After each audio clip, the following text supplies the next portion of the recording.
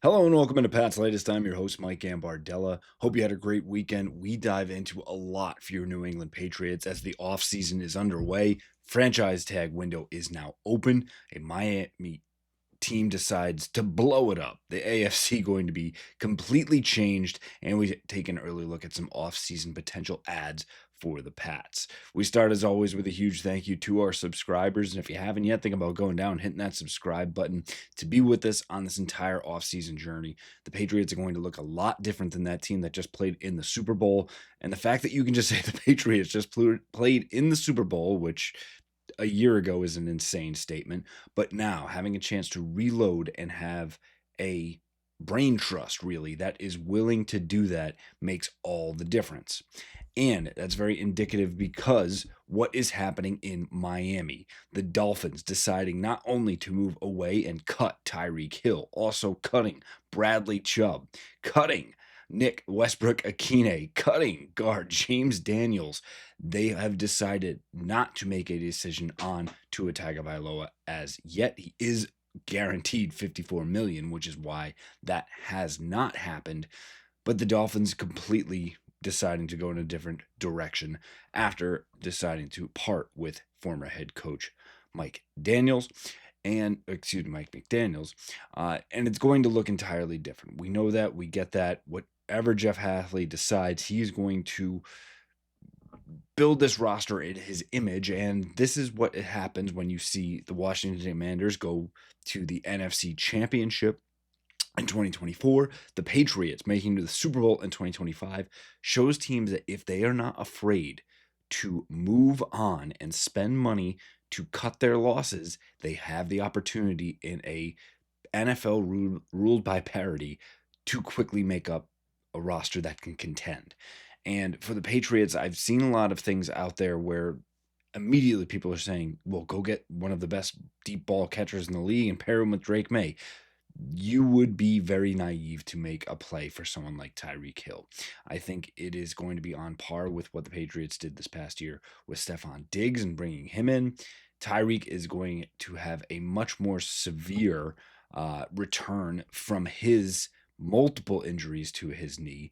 There are medical reports surfacing already that he is going to need another surgery on his LCL to correct that issue. He likely will not be ready for the start of the season, and I don't think would be the type of funds well spent, if you will, while also noting that he has had his fair share of off the field issues. Someone like Bradley Chubb, however, absolutely would make a play for it, but I think on the open market probably prices himself out of what the Patriots are looking to do.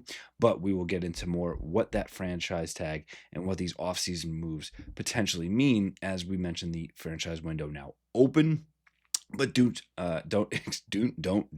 expect the Patriots to be involved in it. Clavon Chasen would be their one that could be a contender for it, but at $27.3 million, likely just a little too much for Clavon. And I think you would like to actually get a long-term deal done with him, looking at that 3 to 5 range in their sweet spot in that 3 to 4. But again, I think you're able to get a long-term deal and bring that year-by-year cap hit down.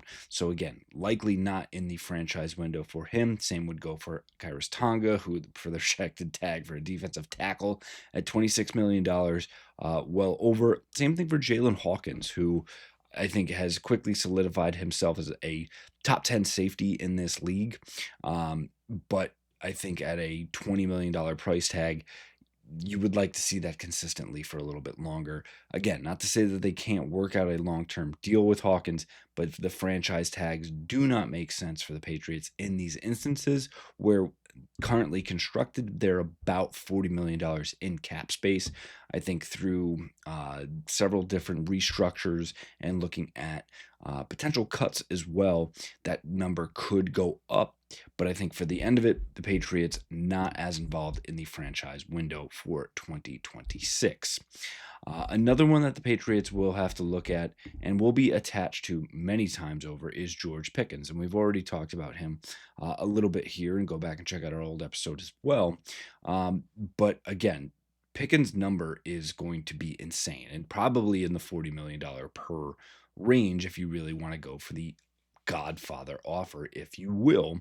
But like Tyreek Hill, like Stephon Diggs, there are off the field issues that come with high profile, highly talented individuals that you need to have someone to throw and scheme the ball to get them involved, which is wide receivers become partially an issue with this.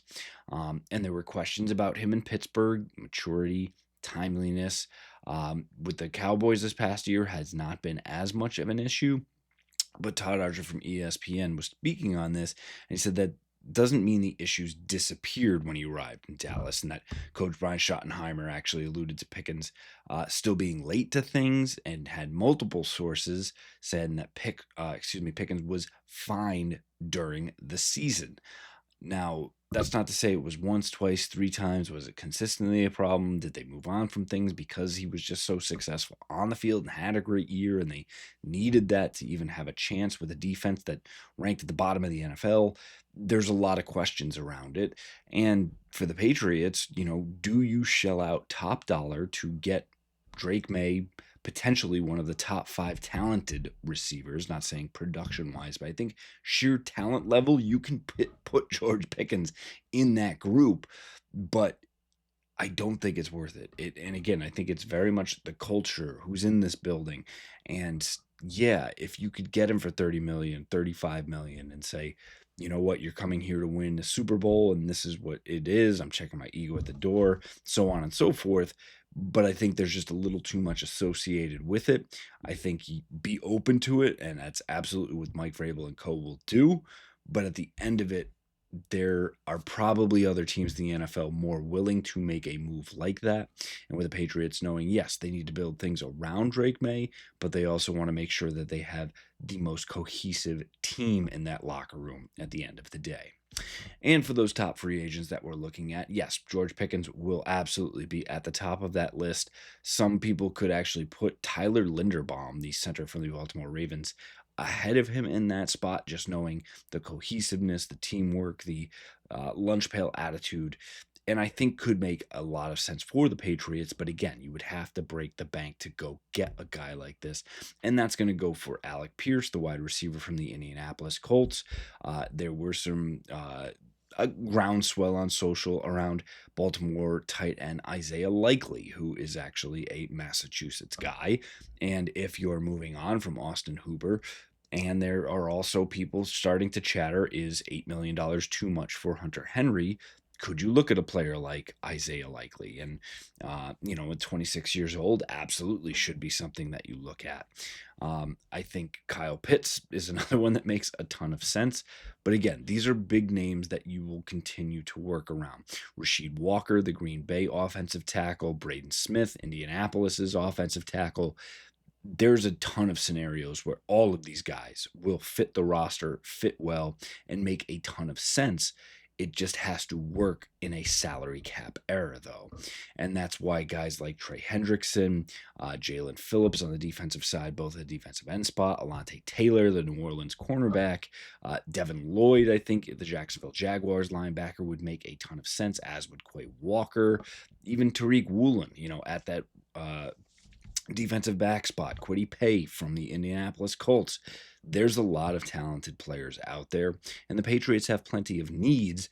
I think it just needs to twofold: be the right fit from a character and culture fit, and be a deal that you are comfortable with. I think breaking the bank on someone like a Stephon Diggs is probably a thing of the past for the New England Patriots, because they have shown that they are good enough to be able to win with those in-house.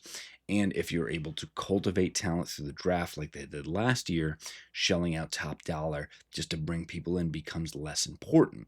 That's not to say if we can go 1 million more, bring in George Pickens and have a dynamic offense because we've built out the rest of the offensive line and we feel good about it, then yes, you'll pull that trigger. But until you get to that point, you're probably not going to lead with the star splash. So don't be too surprised when Pickens, Tyreek Hill, Breece Hall, Alec Pierce, and others are going elsewhere. The Patriots are not ready to pull the trigger financially quite yet. That'll do it for us here on this episode of Pat's Latest. As always, thank you for joining us. And if you haven't hit subscribe, go down and hit that button. Get in the comments. Let us know what you think about the offseason. Who's your number one priority ad? If you have questions, throw them in there. We'll answer them right here on the channel. Give us a like if you like what you hear. Go back and check out all the old episodes so you know what's going on with your Pats as we bring you everything the entire offseason here on Pat's Latest. Fight on, Foxborough.